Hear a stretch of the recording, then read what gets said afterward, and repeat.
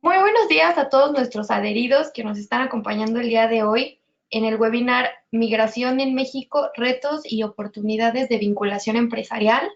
Yo soy Erin Villegas, estoy en el área de comunicación y el día de hoy me encuentro con Joel Narváez, que es el director ejecutivo para el sector privado de PNUD México, y con Ivana Saldívar, que es coordinadora de proyectos de inclusión, migración y asilo, también de PNUD México. Por favor, vamos a darles la bienvenida y le cedo la palabra a Joel. Recuerden que pueden hacer cualquier pregunta en la sección de preguntas y nuestros panelistas las van a estar contestando. Bueno, pues muchísimas gracias a nombre del Programa de las Naciones Unidas para el Desarrollo. Muchas gracias al Pacto Mundial por la oportunidad de compartir con ustedes una visión de un tema que nos parece de lo más relevante y de lo más vigente en estos tiempos, que es el tema de la migración y, por supuesto, su vinculación con el sector empresarial. Desde PNUD, desde el Programa de Naciones Unidas para el Desarrollo, venimos impulsando varias iniciativas en el sentido de mejorar las condiciones en las que se encuentran los migrantes que pasan por México. Y me da muchísimo gusto, o sea, no los voy a cansar ni aburrir demasiado, pasarle la palabra inmediatamente a la experta en el tema, mi colega Ivana Saldívar. Ivana, muchas gracias. Adelante. Muchas gracias. Antes que nada quisiera pues agradecerle a la Oficina del Pacto Mundial por permitirme este espacio, a todos los que nos acompañan en este pequeño conservatorio y a Joel por su breve presentación e introducción. El día de hoy vamos a hablar de la migración y de la inclusión económica y social en México y la vinculación que tiene justo con las empresas del sector privado. Bueno, empezando un poquito, históricamente, como antecedentes, México ha sido un país de tránsito y expulsión de los flujos migratorios. Como podemos ver en el mapa, pues claramente desde Honduras, El Salvador, Nicaragua, Guatemala y México, los flujos migratorios han ido constantemente hacia Estados Unidos. Sin embargo, con la crisis del 2018, estos flujos fueron disminuyendo, especialmente los flujos centroamericanos, que se redujeron alrededor de un 7% en las tasas porcentuales anuales debido a la crisis que se estaba viviendo en Estados Unidos.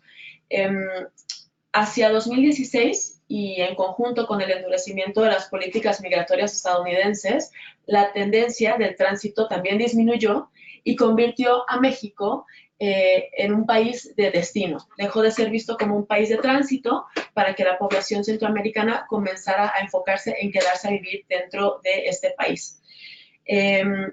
Aparte de estas tendencias de reducción de la migración hacia Estados Unidos, de cambiar México como un país de tránsito hacia un país de destino, también se ha visualizado significativamente el cambio en el perfil de la población migrante que va viajando. Pasó de ser en su mayoría hombres solos a ser familias completas.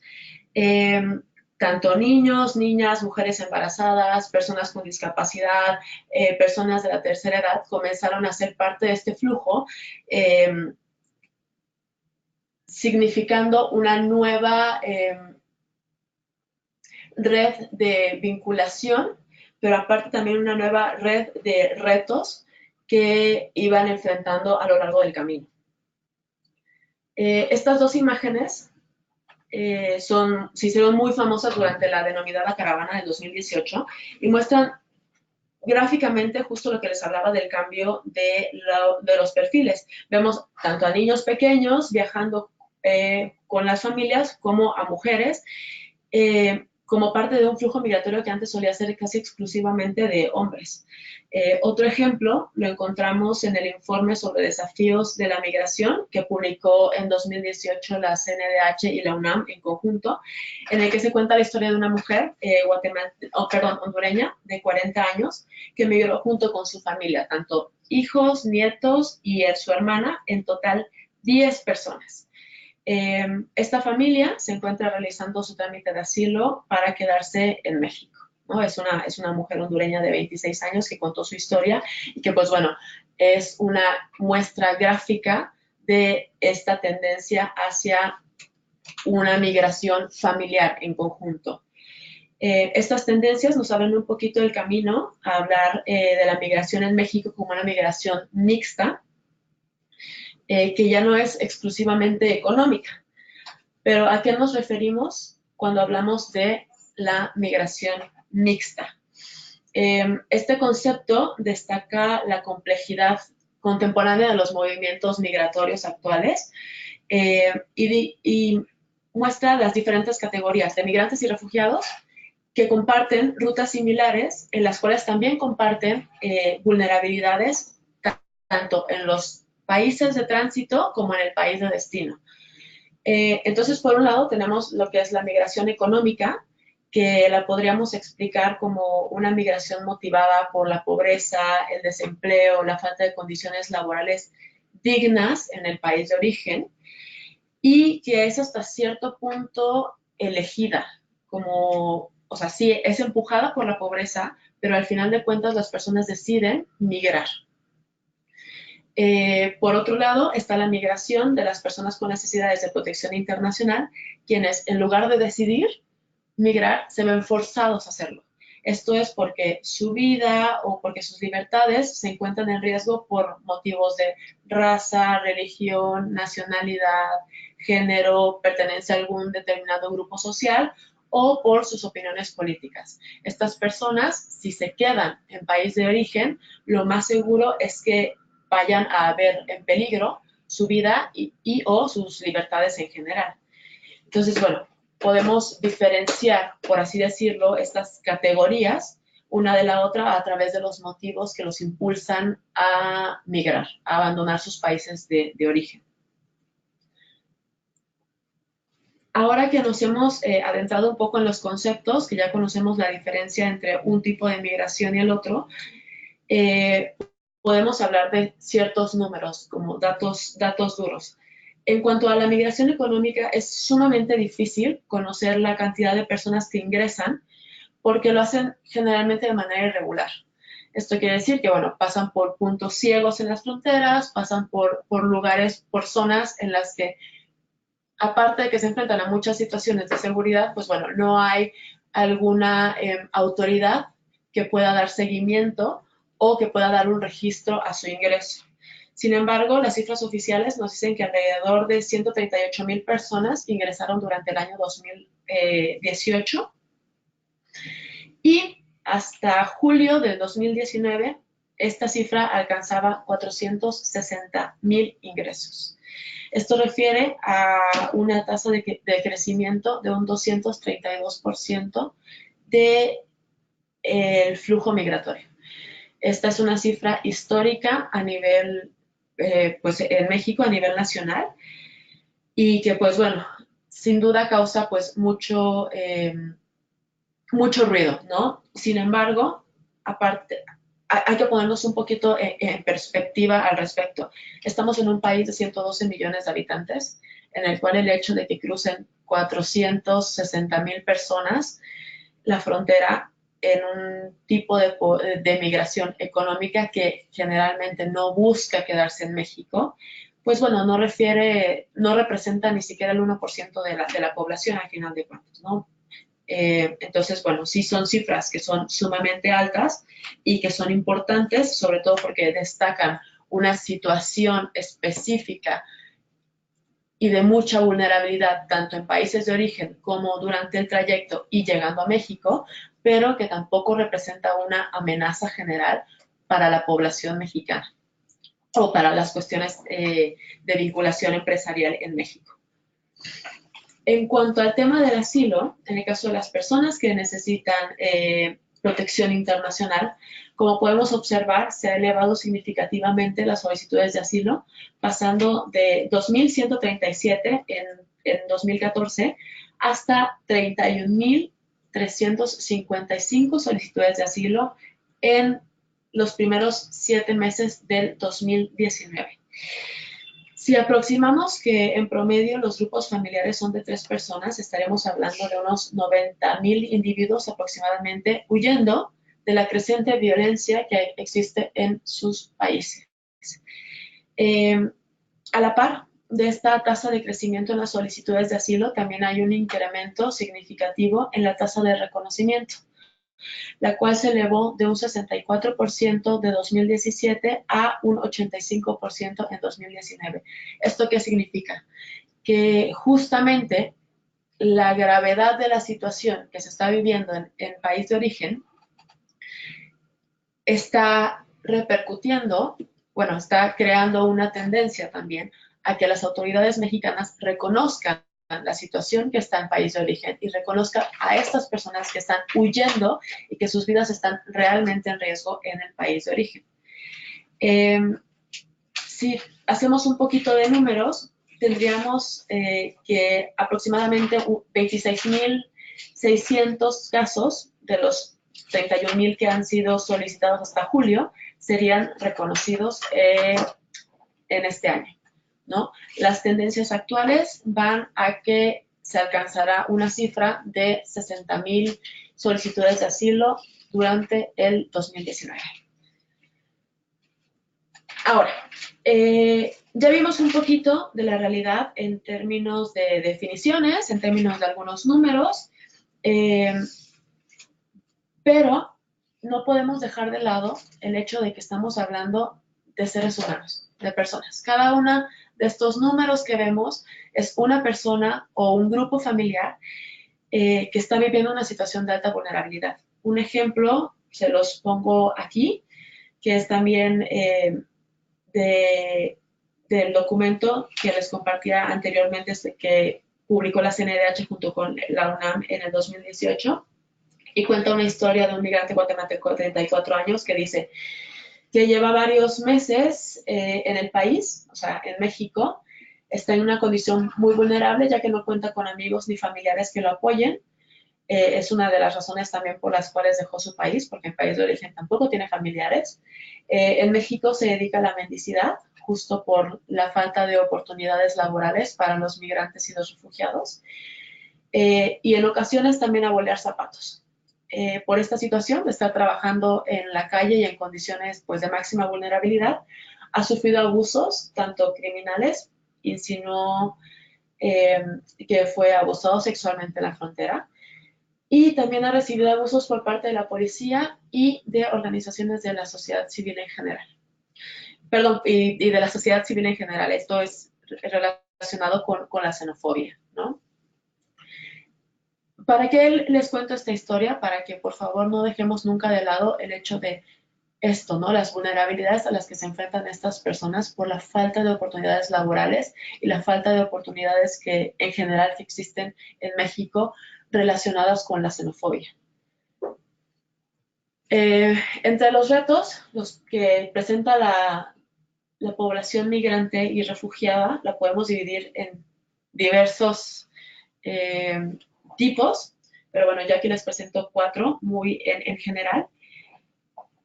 El primero sería, pues, en tránsito, ¿no? Ya dejando de lado todo lo que a lo que se enfrentan en país de origen. En el tránsito se enfrentan a posibilidades de robo, de secuestro, violencia sexual y basada en género, trata, a encontrarse en situación de calle, a encontrarse en situación de hambre.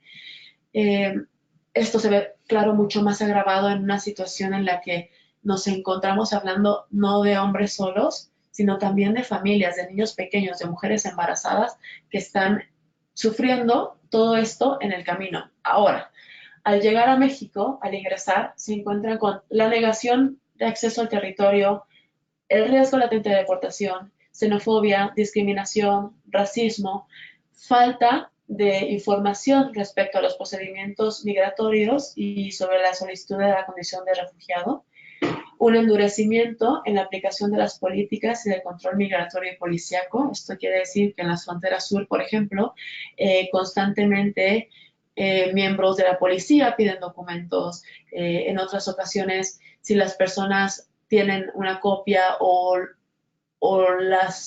los miembros de la policía no reconocen ese documento, se los pueden romper en plena calle, lo cual significa dejarlos sin documentación, etc.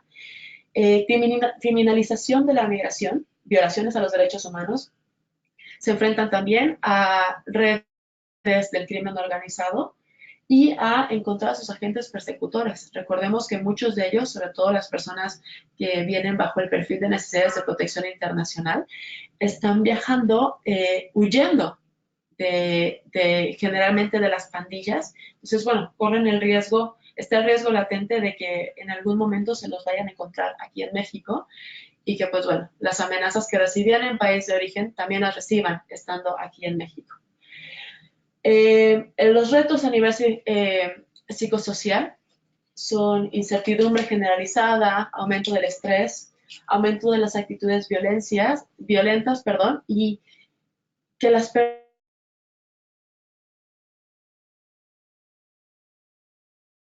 personas que no tienen la resiliencia necesaria, este estrés que están viviendo, comienzan a tomar acciones de alto riesgo para ellos mismos y pues que pueden desarrollar algún grado de depresión incluso.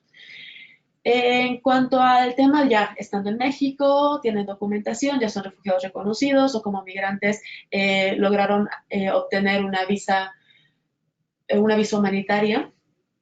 Bueno, tienen retos para la integración dentro del país.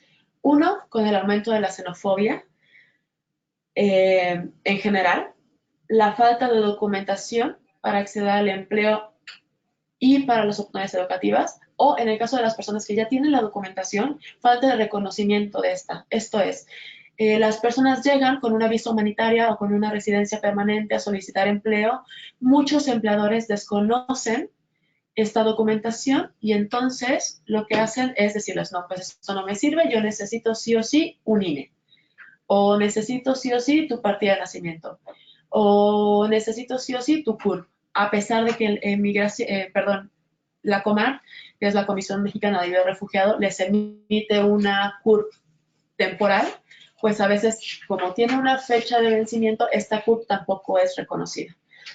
La falta de oportunidades laborales, incluso contando con la documentación adecuada, y pues bueno, la deficiencia en servicios de salud y en servicios de educación, que pues bueno, desgraciadamente no solamente la población migrante se encuentra en esa situación, también pues la población mexicana nos enfrentamos a ello.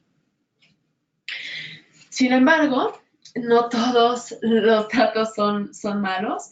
La población que se encuentra en el contexto de movilidad tiene muchas cosas que compartir con la comunidad de acogida en el país de destino. Pues desde expresiones culturales, que incluso muchas de ellas las compartimos, porque al ser, pues bueno, latinoamericanos compartimos un idioma, compartimos las bases en la comida, compartimos muchas cosas que a veces no nos sentamos a ver.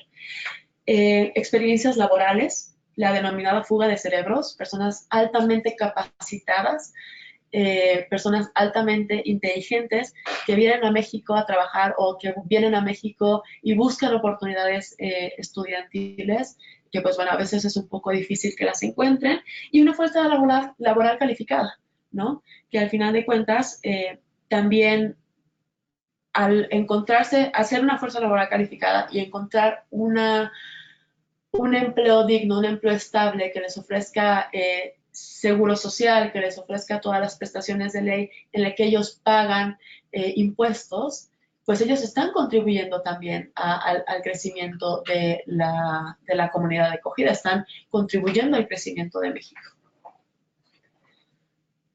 Bueno, ahora que tenemos este breve panorama que he intentado dibujarles sobre lo que es la migración, sobre lo que es las personas con necesidades de protección internacional, ¿qué es lo que podemos nosotros hacer al respecto?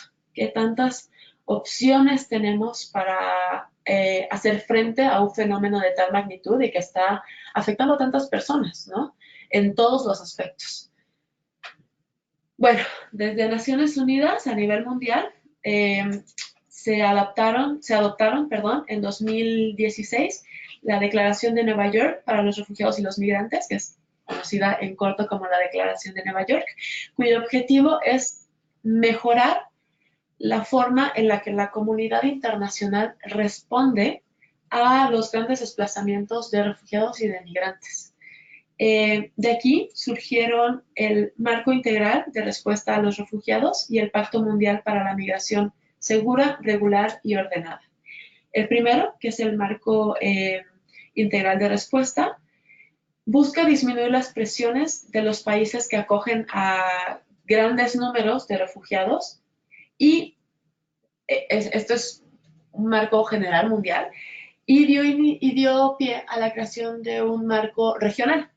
Este marco regional se conoce como el Marco Integral Regional para la Protección y Soluciones, el MIRPS, en términos más cortos, desde donde se realizaron consultas a nivel nacional con la intención de desarrollar planes operativos que pudieran implementarse en toda la República. Estas consultas se realizaron en conjunto con el ACNUR, PNUD o IM, que son las agencias encargadas del tema de migración y de desarrollo en México. Punto número 1, bueno, estas consultas reflejaron los esfuerzos de los países interesados en abordar esta situación. Y punto número 2, identificaron acciones prioritarias para asegurar la implementación de los compromisos remanentes y así también pues identificar los vacíos que existen y cómo poder atacarlos directamente. Por otro lado, el Pacto Mundial comprende 23 objetivos para gestionar de mejor manera la migración a nivel tanto local como nacional, regional y mundial, y reducir los riesgos y las vulnerabilidades a los que se enfrentan los migrantes. Integrar a la migración en los planes de desarrollo y vincularlas en el sector privado y la cooperación para facilitar la integración de estas personas en un marco nacional. Ahora, ¿qué podemos hacer en el sector privado? Creo que esto va muy dirigido a ustedes. Primero que nada, hacer cualquier cosa a nivel local. Dar visibilidad, difundir la información que acabamos de revisar, promover la justicia social frente a las personas que, pues bueno, ya son sumamente vulnerables. En la medida de lo posible, no continuar vulnerándolos. Por otro lado, reconocer la migración sin prejuicios. Tenemos que recordar que son personas que solo necesitan oportunidades para poder establecerse en el país, que son personas que tienen mucho que ofrecer al país y que nosotros pues tenemos la oportunidad de brindarles estos espacios para que se puedan establecer y se puedan integrar dentro de la comunidad. Por otro lado, reconocer y reconocer la documentación que les permite trabajar. Esto es la residencia permanente, visa humanitaria, los documentos de salida de estación migratoria, los cuales son los que expresamente mencionan que son unos permisos para establecer actividades remuneradas en México, etc. Y por último, bueno, pues ofrecer oportunidades de empleo digno a la población que se encuentra en este contexto, ¿no? Este sería como el marco más general de las oportunidades que el sector privado tiene para ofrecerle a los migrantes y a los refugiados. De ahí nos podríamos ir a iniciativas mucho más profundas que, pues bueno, podríamos ir creando en conjunto para dar seguimiento a este tema que tiene, como decía Juela al principio, que tiene mucha actualidad y que es un tema que va en crecimiento. Nosotros, desde el PNUD, nos encontramos altamente comprometidos con la situación de las personas migrantes y refugiadas, por lo que estamos actualmente trabajando en un modelo de vinculación empresarial con migrantes y refugiados. Este modelo tiene como objetivo general contribuir a la inclusión económica y social de las personas en contexto de movilidad. De las personas en contexto de movilidad a través de la implementación de acciones de impacto a nivel tanto local, a nivel específicamente local, y en vinculación con diferentes sectores de la sociedad mexicana que puedan contribuir al logro de los objetivos del desarrollo sostenible. Esto mediante 5 pilares bases. 1 es la sensibilización, que es un poco de lo que hablábamos al principio, que la gente conozca la situación, conozca los motivos por los cuales los migrantes y los refugiados se acercan a México y puedan crear sensibilidad para apoyarles. 2, la vinculación entre actores. 3, el fortalecimiento de capacidades tanto de las empresas que estén interesadas en la contratación de personal, de personas migrantes y refugiadas, como la capacitación de estas personas para que puedan responder a las necesidades de las empresas que les ofrezcan empleo. Inclusión económica y financiera para que las personas migrantes y refugiadas puedan adquirir soluciones duraderas, y un monitoreo y evaluación de estas iniciativas para que, pues bueno, podamos dar seguimiento y podamos en un futuro expandir este programa en caso de que se nos permitiera. Esta iniciativa es una iniciativa piloto que consta de 3 componentes. El primero es la creación de una plataforma digital en la que puedan converger tanto personas migrantes y refugiadas como las empresas, creando un vínculo de oferta y demanda que asegure un flujo de empleabilidad que favorezca a la integración de la comunidad migrante y refugiada en la comunidad de acogida. El segundo componente consta de 2 ejes, que es, bueno, la identificación de estas personas de interés, que serían los refugiados y los migrantes, y el registro de las empresas dentro de la plataforma. Y por último, tenemos un componente de capacitación tanto para empresas como para los participantes de la plataforma, ¿no? Los migrantes y refugiados.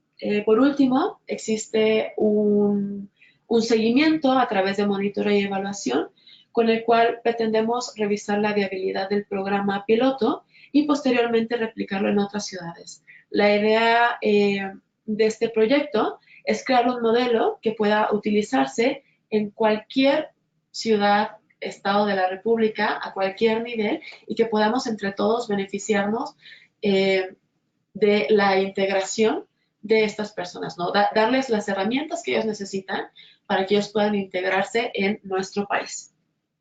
De manera que, bueno, que podamos apoyar tanto a la población como a la población migrante y refugiada, como a la población mexicana que se encuentra pues en el país, ¿no? Esa es, a grandes rasgos, nuestra propuesta y también, pues, todo lo relacionado con el tema de migración. No sé si existan algunas preguntas. Sí, vamos a pasar a la sección de preguntas.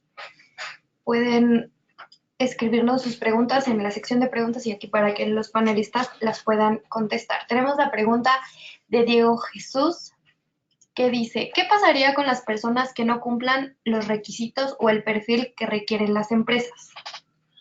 Ok, respecto a los requisitos y el perfil que requieren, bueno, primero que nada necesitamos establecer cuáles son los requisitos básicos que las empresas necesitan, iniciando primero con el tema de la documentación que ellos necesitan para poder laborar en México, ¿sale? Esto es lo que ya mencionábamos en el principio, residencias permanentes, visas humanitarias, los documentos de salida de estación migratoria y CURPS temporal.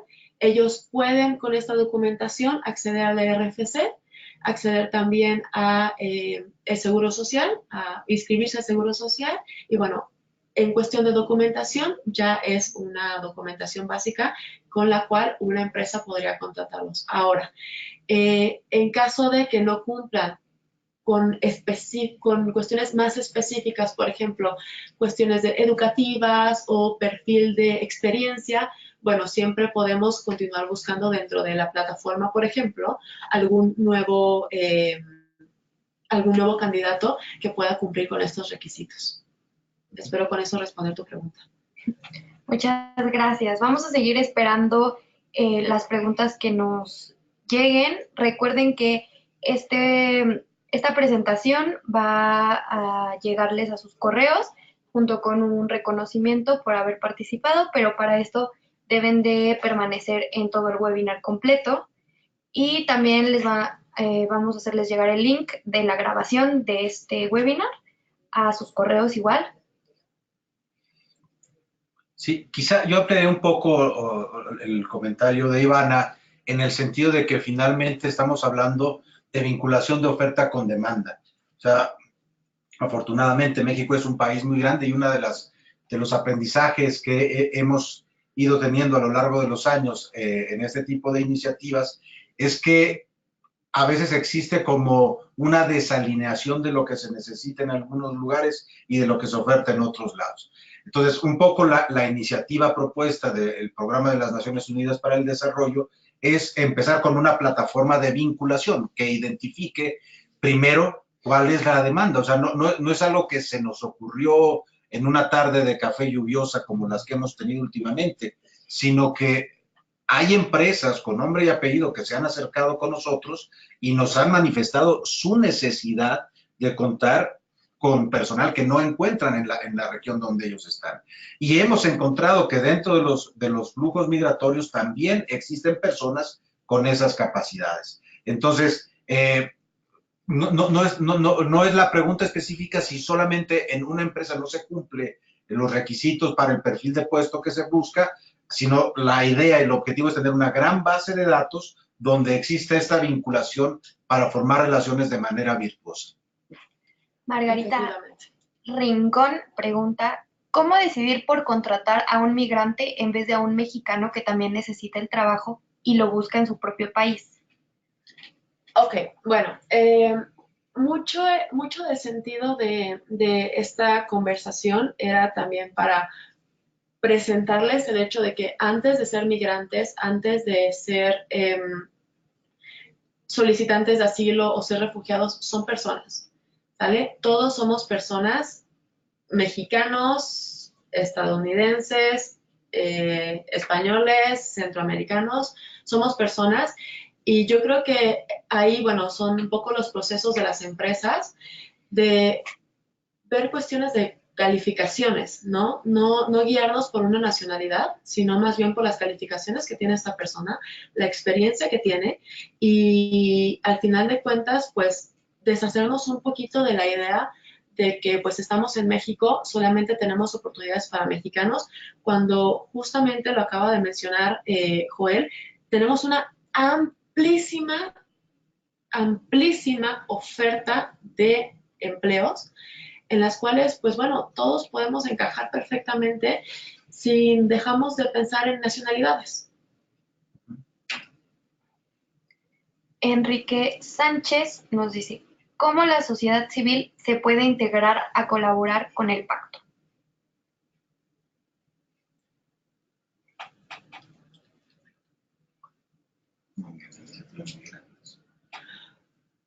Ok, bueno, respecto a nuestra iniciativa, la sociedad civil puede apoyarnos muchísimo,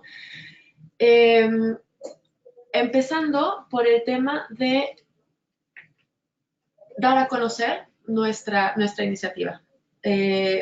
Una vez que están trabajando con el tema de migrantes, pueden apoyarnos a dar a conocer la iniciativa, pueden ayudarnos también a promover mucho de lo que hemos hablado en un principio respecto a motivos de salida, respecto a las necesidades que tiene esta población, respecto a todas las vulnerabilidades que tiene y a promover un Estado de Derecho en el cual todos cabemos, toda la sociedad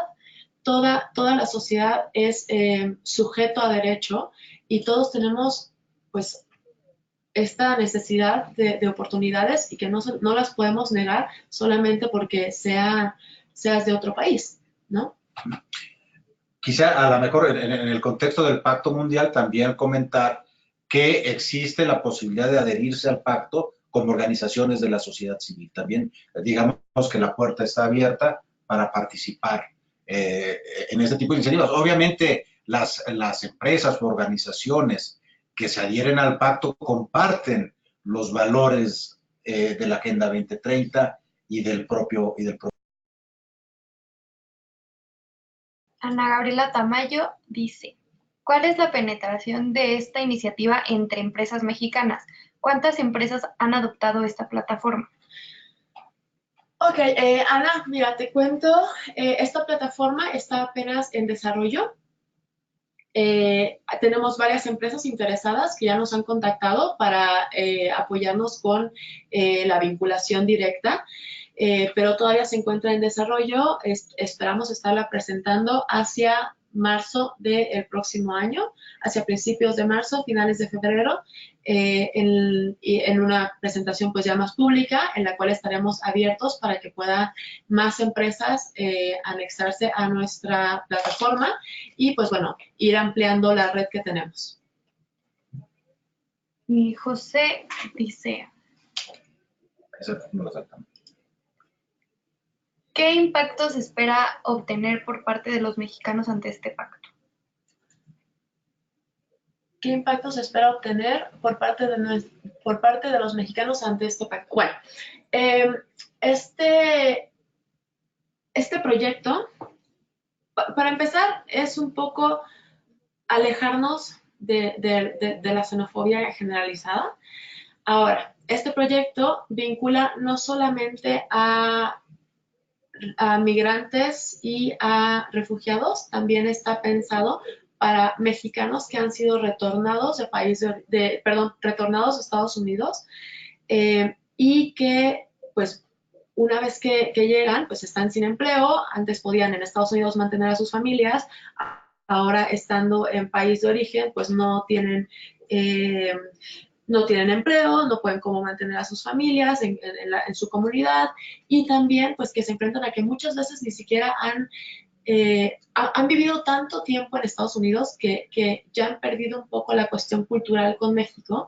Entonces, bueno, dentro de nuestro proyecto incluye también a esta población para ayudar a las familias, a sus familias, a que puedan tener un sustento, ¿no? Un empleo estable, un empleo digno que les permita pues continuar su vida sin ningún problema, ¿no?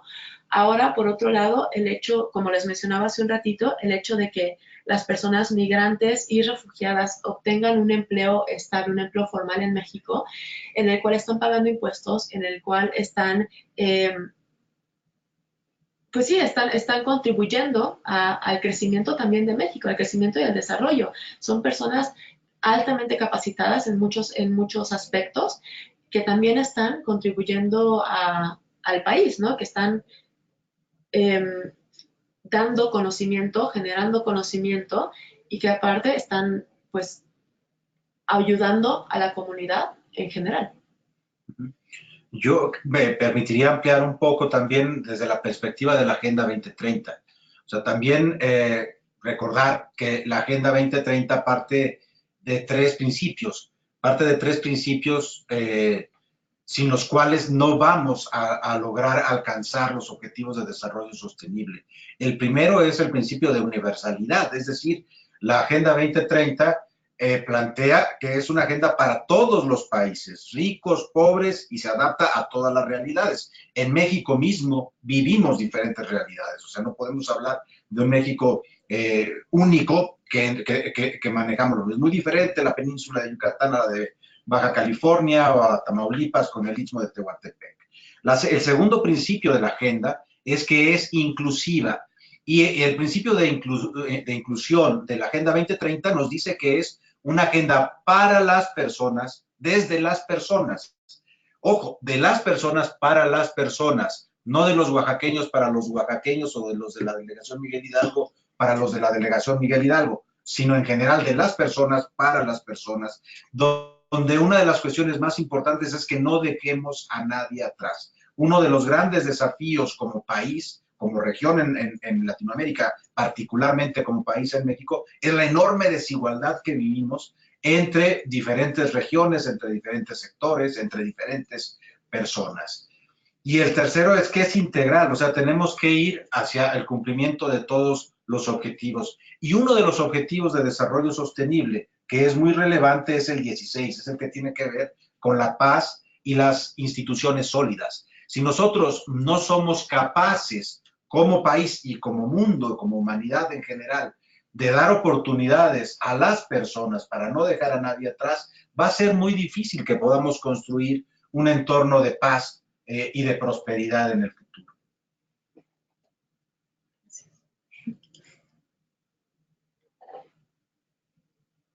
Vamos a continuar leyendo sus preguntas.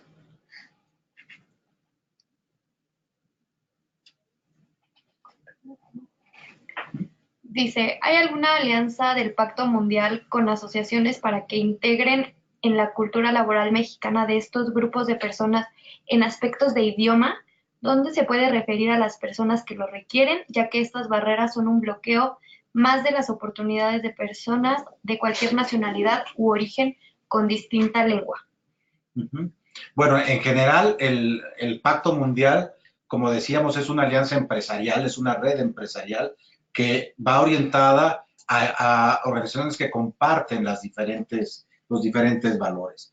Una de las ventajas de participar en el Pacto Mundial es justamente la vinculación para eh, opciones específicas de proyectos. En este caso, si nos estamos refiriendo al tema de migración, en este desarrollo de la plataforma y en este desarrollo de las capacidades, sin duda el idioma va a ser una de ellas. O sea, no solamente son capacidades técnicas o socioemocionales, como ya bien nos comentaba Ivana, sino definitivamente uno de los requisitos que vamos a necesitar es el tema de idioma. Y ahí también, dentro de esta misma iniciativa que estamos viendo, es un tema a considerar.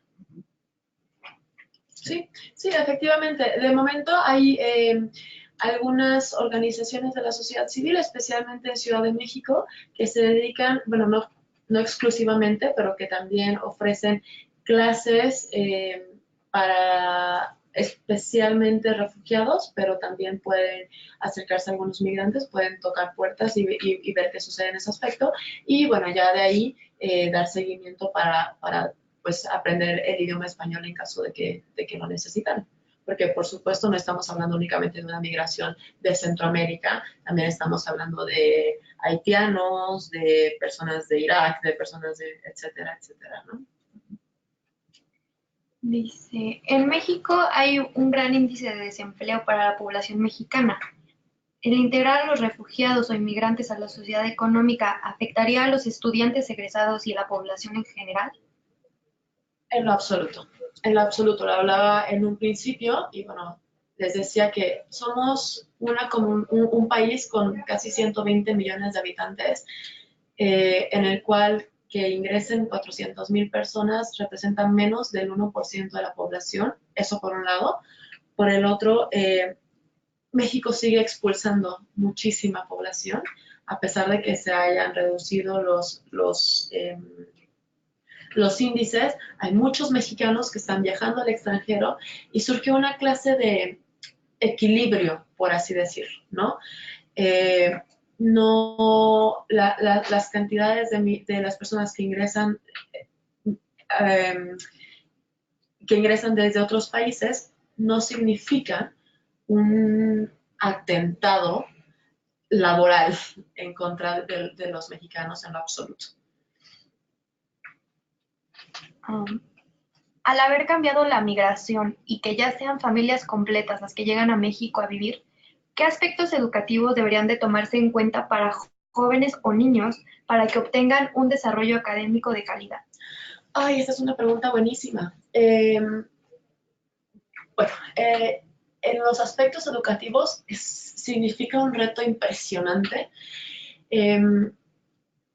porque por los motivos por los que salen, no necesariamente tienen el tiempo de recolectar los documentos en las escuelas y no tienen la oportunidad de llegar a México con documentación que pruebe los niveles académicos, no tiene hasta qué grado se quedaron, etcétera, y representa un reto impresionante porque pues aquí en México, salvo a nivel primaria, que pues en algunos lugares hacen algún examen de revalidación, perdón, de reubicación, es muy difícil acceder a secundaria si no tienes la documentación que provoca que terminaste la primaria, o acceder a bachillerato, o acceder a la universidad si no tienes la documentación. Aparte que la revalidación, en los muy pocos casos que la tienen, es un trámite bastante largo. Entonces, en el ámbito educativo hay 1 millón de oportunidades, 1 millón de retos, 1 millón de oportunidades. el PNUD, el Programa de Naciones Unidas para el Desarrollo, en colaboración con el ACNUR, que es el Alto Comisionado de las Naciones Unidas para el Desarrollo, y la UNESCO, acaban de lanzar una convocatoria para para que se realice una identificación más específica de las necesidades y que podamos comenzar a colaborar en ese aspecto ya mucho más directamente. También nos preguntan, ¿qué podemos hacer como sociedad para poder apoyar o hacer acciones que propicien la educación a las personas migrantes? Bueno, muchas cosas. Repito una y otra vez, creo que en esto soy como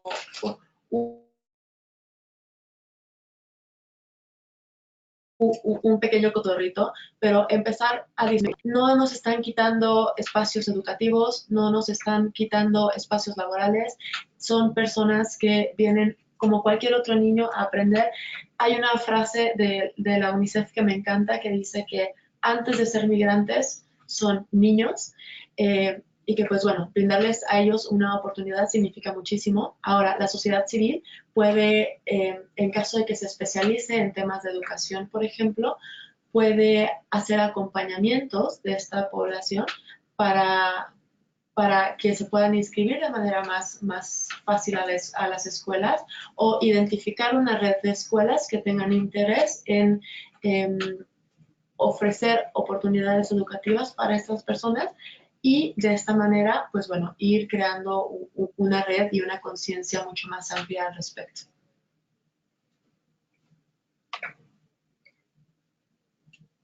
Vamos a ver si llegan más preguntas. Les recuerdo que esta presentación les va a llegar a sus correos junto con un reconocimiento por su participación y también el link de la grabación de este webinar para que puedan compartirlo con sus colaboradores.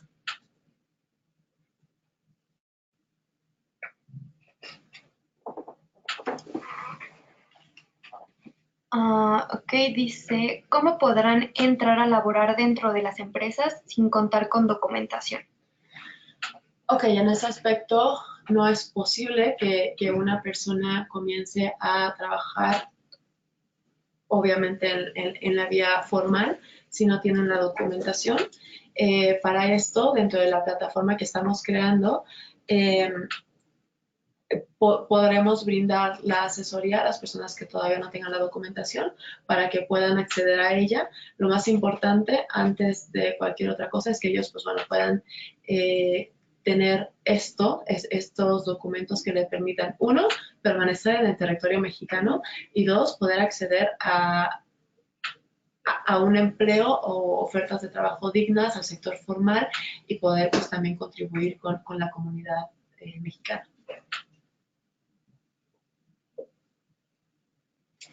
Les agradecemos mucho que hayan estado con nosotros en este webinar. Le agradezco mucho a Joel y a Ivana que nos hayan acompañado el día de hoy. Es un tema que sin duda nos hace mucha falta educarnos, nos hace mucha falta conocer los problemas en los que estamos presentando. Y nos acaba de llegar una pregunta. ¿Cómo integramos a las mujeres que migran al ámbito laboral como empresa? Pero son dos cosas diferentes. ¿Cómo integramos a las mujeres que emigran al ámbito laboral? De la misma manera, exactamente de la misma manera. Hay una situación muy en particular, por ejemplo, con las mujeres madres solteras o con los hombres padres solteros, porque también existen. Bueno, ¿y qué pasa con los niños mientras están trabajando? Especialmente si son niños muy pequeños. Bueno, recordemos que existe una red bastante amplia de guarderías a través del sector salud, a través del Seguro Social, en el cual, si se les ofrece a la población migrante, tanto mujeres como hombres solos, esta oportunidad de trabajar formalmente, pues bueno, tendrían acceso a estas guarderías en las cuales podrían estar sus hijos bajo un cuidado formal, un cuidado que es muy reconocido a nivel nacional y con el cual pues también el jefe de familia o la jefa de familia podría trabajar sin ningún problema, ¿no? Y es muy importante, claro, dar la visión de equidad de género en este aspecto, ¿no? Que tanto hombres como mujeres se encuentran migrando, como lo mencionaba en un principio, y que es importante que muchas madres de familia solas tengan también oportunidades laborales que les permita pues mantener a su familia en un contexto de la formalidad, que no sea necesario que caigan en la informalidad y que no se vean presas de mayores vulnerabilidades en ese aspecto. Muchas gracias, Ivana. Muchas gracias, Joel. Nuevamente les agradezco también a todos nuestros adheridos que nos acompañaron el día de hoy. Eh, la presentación y el link de este webinar les va a llegar a sus correos y también su reconocimiento. Recuerden que para esto deben de permanecer durante todo el webinar y eso sería todo el día de hoy. Muchas gracias. Yo soy Erin Villegas y nos escuchamos en el próximo webinar.